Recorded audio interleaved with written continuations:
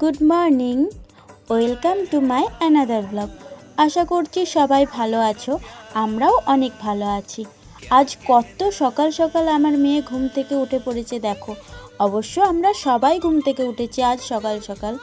আগের ভিডিওতে বলেছিলাম যে আমার দিদিকে 2 তারিখ মানে আগস্টের 2 তারিখ হসপিটালে ভর্তি করতে হবে, তাই আজ 2 তারিখ হসপিটালে যাওয়ার পালা। সেই জন্য সকাল সকাল উঠেছি, সমস্ত কাজ সেরে রেখে যেতে হবে, তাই না?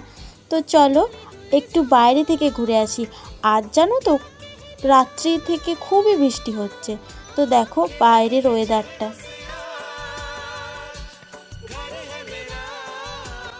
তারপর দেখো রেডি হয়ে বেরিয়ে পড়েছি। আর আমরা যাচ্ছিলাম টোটো করে। তার কারণ হচ্ছে আমাদের বাড়ির থেকে হসপিটাল খুব একটা দূরে নয়, তাই টোটো করেই চলে যাব।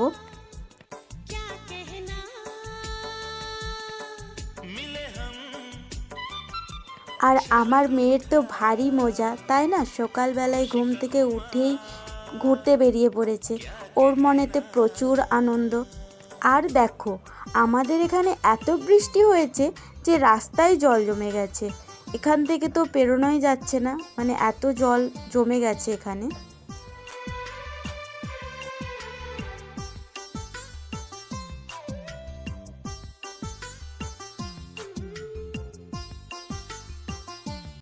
তো দেখো হসপিটালে এসেই পড়লাম।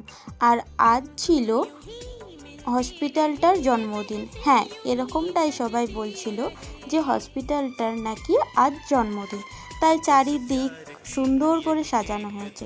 তো চলো এখন অ্যাডমিশন করিয়ে ভেতরে যাই। আমরা যাচ্ছিলাম সিঁড়ি বেয়ে, আর দিদি আর মা গেছে লিফট হয়ে, কারণ দিদি তো সিঁড়ি ভেঙে যেতে পারবে না, তাই না?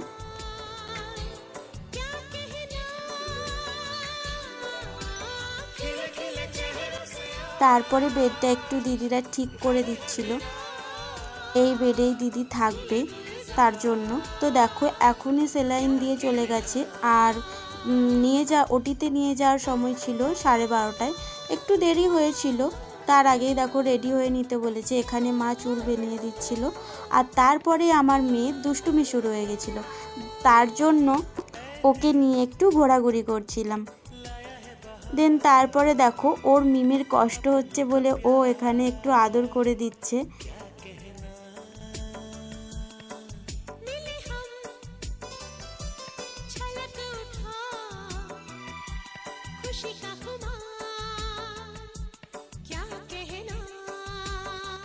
আর এখন দিদিকে ওটিতে নিয়ে যাচ্ছে, এই যে চলে গেল। দেন তারপরে আমরা এখানে বসে বসে অপেক্ষা করছিলাম যে কখন আসবে কখন আসবে।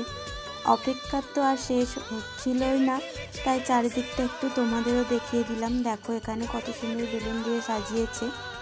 দেন তারপরে অনেক অপেক্ষার পর